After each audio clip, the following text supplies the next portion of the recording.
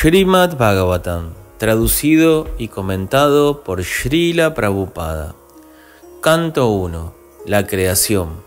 Capítulo 7. El castigo del hijo de Drona. Texto 1. Rishi Shaunaka preguntó: Oh Sutta, el gran Vyasadeva, el trascendentalmente poderoso, lo oyó todo de labios de Sri Narada Muni.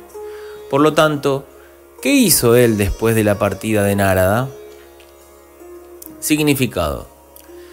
En este capítulo se da con la clave de la descripción del Srimad Bhagavatam al Maharaj Parikshit ser milagrosamente salvado en el vientre de su madre. El incidente lo provocó Drauni Ashvatthama, el hijo de Acharya Drona, el cual mató a los 5 hijos de Draupadi mientras estos dormían, por lo cual Arjuna lo castigó. Antes de dar comienzo a la gran epopeya conocida como el Srimad Bhagavatam, Sri Vyasadeva comprendió cabalmente toda la verdad mediante el trance con devoción. Texto 2. Sri Sutta dijo: en la ribera occidental del río Sarasvati, el cual está íntimamente relacionado con los Vedas, hay en Shanyaprasa una cabaña para meditar que anima las actividades trascendentales de los sabios. Significado. Para el avance espiritual del conocimiento se requiere sin duda alguna de una atmósfera y un lugar apropiados. El lugar que se halla en la ribera occidental del Sarasvati es especialmente ocupado para este fin. En Shanyaprasa se encuentra el ashram de Vyasadeva. Srila Vyasadeva era un hombre casado, mas, aún así, su residencia recibe el nombre de ashrama.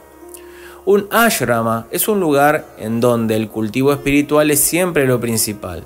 No importa que el lugar le pertenezca a un hombre casado o a un mendicante. Todo el sistema Varna Ashram está diseñado de manera tal que todos y cada uno de los estratos sociales reciben el nombre de ashram. Esto significa que el cultivo espiritual es el factor común a todos ellos. Los brahmacharis, grihastas, vanaprastas y sannyasis tienen todos la misma misión en la vida, es decir, la de llegar a comprender al Supremo. Por consiguiente, ninguno de ellos es menos importante que los otros en cuanto concierne al cultivo espiritual. La diferencia entre ellos es una cuestión de formalidad sobre la base de la renunciación. A los sannyasis se los tiene en alta estima en virtud de la renunciación práctica. Texto 3. En ese lugar y en su propio ashram, el cual estaba circundado por árboles de baya, Srila Vyasadeva se sentó a meditar, después de tocar agua para purificarse. Significado. En ese trascendental lugar de meditación, Vyasadeva concentró la mente bajo las instrucciones de su maestro espiritual, Srila Narada Muni. Texto 4. Así pues, él fijó la mente, ocupándola de un modo perfecto mediante el proceso de vincularla al servicio devocional, Bhakti Yoga, sin ningún vestigio de materialismo. Y de esa manera vio a la absoluta personalidad de Dios junto con su energía externa, la cual estaba bajo completo control. Significado. Ver a la verdad absoluta de un modo perfecto es posible únicamente mediante el proceso de vinculación del servicio devocional. Esto también se confirma en el Bhagavad Gita. Uno puede llegar a comprender perfectamente a la verdad absoluta, la personalidad de Dios, únicamente mediante el proceso del servicio devocional, y no puede entrar en el reino de Dios en virtud de ese conocimiento perfecto. La comprensión imperfecta del absoluto, mediante el enfoque parcial del Brahman impersonal o del Paramatma localizado, no le permite a nadie entrar en el reino de Dios. Sri Narada le aconsejó a Srila Vyasadeva que se absorbiera en la meditación trascendental dirigida a la personalidad de Dios y sus actividades. Srila Vyasadeva no le prestó atención a la refulgencia del Brahman, pues ello no constituye una visión absoluta. La visión absoluta es la personalidad de Dios, tal como se confirma en el Bhagavad Gita 7.19, Vasudeva Sarvam Iti. En los Upanishads también se confirma que Vasudeva, la personalidad de Dios, está cubierto por el brillante velo dorado Hiranmayena Patrena del Brahman impersonal, y cuando esa cortina es removida por la misericordia del Señor, se ve la verdadera cara del Absoluto. Al Absoluto se lo menciona aquí como el Purusha o la persona. A la absoluta personalidad de Dios se lo menciona en muchísimas escrituras védicas, y en el Bhagavad Gita se confirma que el Purusha es la persona original y eterna. La absoluta personalidad de Dios es la persona perfecta. La persona suprema tiene múltiples energías, de las cuales las energías interna, externa y marginal son específicamente importantes. La energía que se menciona aquí es la energía externa, como quedará claro con las declaraciones acerca de sus actividades. La energía interna se encuentra junto con la persona absoluta, tal como la luz de la luna se encuentra con la luna. A la energía externa se le equipara con la oscuridad, porque mantiene a las entidades vivientes en la oscuridad de la ignorancia. La palabra apashrayam sugiere que esta energía del Señor se halla bajo completo control. La potencia interna o energía superior también se llama Maya, pero es Maya espiritual o energía exhibida en el ámbito absoluto. Cuando uno se haya refugiado en esa potencia interna, la oscuridad de la ignorancia material se disipa de inmediato. El servicio devocional o Bhakti Yoga es la función de la energía interna. Así pues, en él no hay lugar para la energía inferior o la energía material, al igual que en la refulgencia de la luz espiritual no hay lugar para la oscuridad. Dicha energía interna es incluso superior a la bienaventuranza espiritual que se puede obtener al concebir el Brahman impersonal. En el Bhagavad Gita se declara que la refulgencia del Brahman impersonal también es una emanación de la absoluta personalidad de Dios, Shri Krishna. El Parama Purusha no puede ser nadie más que el propio Shri Krishna, como se explicará en los shlokas posteriores. Texto 5. Debido a esta energía externa, la entidad viviente, aunque es trascendental a las tres modalidades de la naturaleza material, cree ser un producto material, y por ello pasa por las reacciones de los sufrimientos materiales. Significado. La causa fundamental del sufrimiento de los seres vivientes materialistas se señala junto con las medidas correctivas que se han de tomar y también la perfección máxima que ha de alcanzarse. Todo eso se menciona en este verso en particular. Por constitución, el ser viviente es trascendental al enjaulamiento material, pero ahora se encuentra encarcelado por la energía externa y en consecuencia cree ser uno de los productos materiales. Y debido a ese contacto profano, la entidad espiritual pura padece los sufrimientos materiales bajo el control de las modalidades de la naturaleza material. La entidad viviente considera de modo erróneo que es un producto material.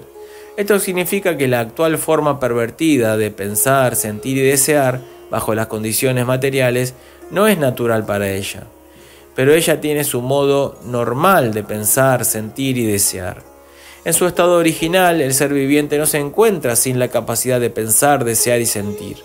En el Bhagavad Gita también se confirma que el verdadero conocimiento del alma condicionada está ahora cubierto por la nesciencia. Así pues, aquí se refuta la teoría de que un ser viviente es el absoluto Brahman impersonal. Esto no puede ser, pues la entidad viviente también tiene su propia manera de pensar en su estado original no condicional. El presente estado condicional se debe a la influencia de la energía externa, la cual significa que la energía ilusoria toma la iniciativa, mientras que el Señor Supremo se encuentra apartado. El Señor no desea que la energía externa engañe al ser viviente. La energía externa está consciente de este hecho, pero aún así acepta la ingrata tarea de mantener bajo el control de la ilusión al alma olvidada mediante su influencia desconcertante. El Señor no interfiere en la tarea de la energía ilusoria, debido a que esas labores de la energía ilusoria también son necesarias para reformar al alma condicionada. A un padre afectuoso no le gusta que a sus hijos los castigue algún otro agente, y sin embargo pone a sus hijos desobedientes bajo la custodia de un hombre severo solo para disciplinarlos. Pero el Padre Todopoderoso y supremamente afectuoso desea al mismo tiempo la liberación del alma condicionada, es decir, desea que el alma condicionada se libere de las garras de la energía ilusoria. El rey pone tras las paredes de la cárcel a los ciudadanos desobedientes, pero a veces, deseando la liberación de los prisioneros, va allí personalmente y aboga por la reformación, y al hacerlo los prisioneros son puestos en libertad. De igual manera, el Señor Supremo desciende de su reino al reino de la energía ilusoria y brinda personalmente el alivio en la forma del Bhagavad Gita, en el cual él mismo indica que aunque las maneras de obrar de la energía ilusoria son muy difíciles de superar, aquel que se entrega a los pies del loto del Señor es puesto en libertad por orden del Supremo. Ese proceso de entrega es la medida curativa para lograr liberarse de los métodos desconcertantes de la energía ilusoria. El proceso de entrega se completa con la influencia de la asociación. El Señor ha indicado, por consiguiente, que a los hombres se los ocupa en el trascendental servicio amoroso del Supremo, mediante la influencia de los discursos de personas santas que de hecho han llegado a comprender al Supremo. El alma condicionada adquiere un gusto por oír hablar del Señor, y mediante esa sola acción de oír es gradualmente elevada al plano de respeto, devoción y apego al Señor. Todo el asunto se completa con el proceso de entrega. También aquí el Señor, en su encarnación de Vyasadeva, señala lo mismo. Eso significa que de ambas maneras el Señor está redimiendo a las almas condicionadas, es decir, mediante el castigo que inflige la energía externa del Señor y mediante su propia actuación como el maestro espiritual de dentro y de fuera. Dentro del corazón de cada ser viviente, el propio Señor, en la forma de la superalma, Paramatma, se vuelve el maestro espiritual, y desde fuera él mismo se vuelve el maestro espiritual en forma de las escrituras, los santos y el maestro espiritual iniciador. Esto se explica más explícitamente en el siguiente shloka. La superintendencia personal que realiza la energía ilusoria se confirma en los Vedas, Kena Upanishads, en relación con el poder controlador de los semidioses. Aquí también se afirma claramente que a la entidad viviente la controla la energía externa de una manera personal. El ser viviente, sujeto así al control de la energía externa, está situado de un modo diferente. Sin embargo, queda claro con esta afirmación del Bhagavatam que ante la personalidad de Dios o el ser perfecto, la misma energía externa está situada en una posición inferior. Al ser perfecto o al Señor, ni siquiera puede acercarse la energía ilusoria, la cual únicamente puede actuar sobre las entidades vivientes. Por lo tanto, es pura imaginación la idea de que la energía ilusoria confunda al Señor Supremo, y por eso éste se vuelva un ser viviente. Si el ser viviente y el Señor estuvieran en la misma categoría, entonces habría sido bastante posible que Vyasadeva se hubiera dado cuenta de ello, y no habría habido ninguna posibilidad de que el ser engañado padeciera el sufrimiento material, pues el Ser Supremo es plenamente consciente. De manera que hay muchísimas imaginaciones inescrupulosas que crean los monistas en un esfuerzo por poner tanto al Señor como al ser viviente en la misma categoría. Si el Señor y los seres vivientes fueran iguales, Srila Shukadeva Goswami no se habría tomado entonces la molestia de describir los trascendentales pasatiempos del Señor. Los trascendentales pasatiempos del Señor, pues todos estos serían manifestaciones de la energía ilusoria. El Srimad Bhagavatam es el remedio summum bonum para la humanidad que sufre y que se encuentra en las garras de Maya. Por eso, Srila Vyasadeva diagnostica en primer lugar la verdadera enfermedad de las almas condicionadas, es decir, su condición de estar engañadas por la energía externa. Él también vio al Supremo Ser Perfecto, de quien la energía ilusoria se encuentra muy apartada, si bien éste vio tanto a las enfermas almas condicionadas como también la causa de la enfermedad. Y las medidas curativas se sugieren en el siguiente verso. Tanto la Suprema Personalidad de Dios como los seres vivientes son, sin duda alguna, uno cualitativamente, pero el Señor es el controlador de la energía ilusoria, mientras que la entidad viviente es controlada por la energía ilusoria. Así pues, el Señor y los seres vivientes son simultáneamente uno y diferentes. Y aquí queda claro otro punto. La relación eterna que existe entre el Señor y el ser viviente es trascendental, pues de lo contrario el Señor nos habría tomado la molestia de rescatar a las almas condicionadas de entre las garras de Maya. De la misma manera, a la entidad viviente también se le exige que reviva al amor y afecto natural que tiene por el Señor, y ello constituye la máxima perfección de la entidad viviente. El Srimad Bhagavatam trata al alma condicionada con miras a alcanzar esa meta de la vida.